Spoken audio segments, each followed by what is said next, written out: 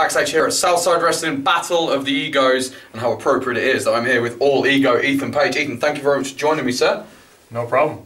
First and foremost then, for anybody who's been living under a rock who doesn't know about All Ego Ethan Page, please explain who you are and what you're all about, and what they can expect to see if they come to a show with you on the poster. Well, this show was perfectly named Battle of the Egos for All Ego, even though it's the 7th one. I feel like someone back in the day in Southside had a premonition of Ethan Page showing up to Southside Wrestling and started naming the shows knowing one day I would be here. But one thing you will see with me is entertainment. And that's what I like to focus myself on. You know, I can't do 2 moonsaults at the same time. I'm not going to throw a 450, but I can throw a mean punch. I'll captivate any audience in any country in the world. I'm from Canada, been traveling all over North America for the past 10 years.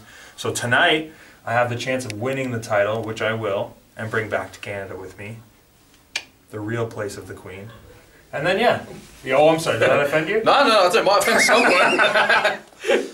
Yeah, I would say I'm more focused on the entertainment aspect of professional wrestling instead of the sport.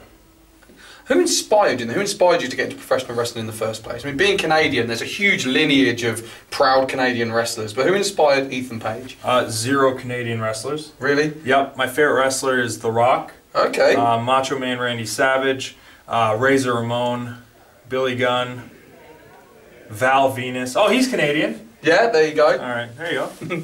No mention of the Hart family at all there. No, not at all, no.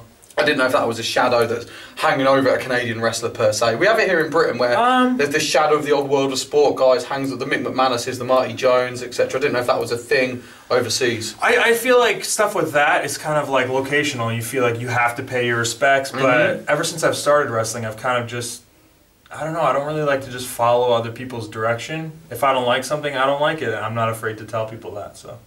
Perfect. So what was the decision to come to the UK then? Why choose the UK as part of your expansion of the All Ego brand?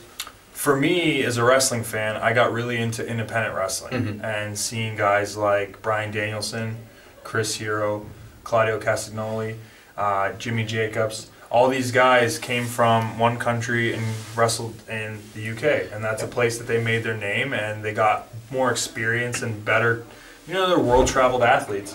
And then you kind of finish yourself as a product, and then you can go on to bigger and better things. I'd even include Colt Cabana on that list as well, the man we've got on the card here. He loves it over here. Yes, I would. I would include him as well.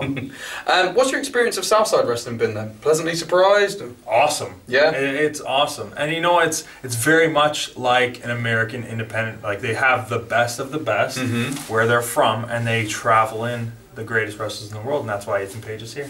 Excellent. Final question then, Ethan. What's next for Ethan Page? I already spoke about that earlier in this interview. What's next is winning the Southside Championship. And that's going to happen tonight at Battle of the Egos 7. Thank you very much. No problem.